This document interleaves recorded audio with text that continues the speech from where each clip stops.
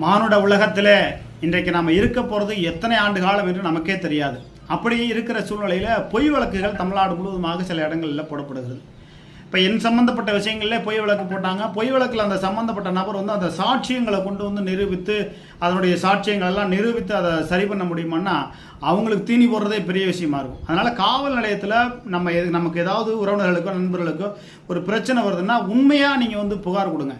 பொய்யா சேர்த்து 10 தகவலை நீங்கள் சொல்லும்போது அதை வந்து நீதிமன்றத்தில் ஒரு காலகட்டத்தில் நிரூபிக்க முடியலைங்கும் போது அது உங்களுக்கு தோல்வியை கொடுக்கும். அதனால் சராசரி மக்கள் பேராசைப்படுவதற்கு முதல்ல நிறுத்திக்கணும். முதல்ல புத்தர் வந்து போதி மரத்தடியிலே உட்கார்ந்து தியானம் பண்ணினார், ஆசையை அடைக்கினார் என்று சொல்லுவோம். அந்த போதி மரங்கிறது அரச மரம் தான். அதுக்கு தான் நம்ம சொல்கிறோம், ஊருக்கு 10 அரச மரத்தை நட்டு வைங்க, அது வந்து மழையையும் தரும், மனிதனுக்கு புத்தியையும் தரும்னு சொல்கிறோம். அதனால நம்ம மனசாட்சிப்படி ஒவ்வொரு மனிதனும் வாழ வேண்டும்.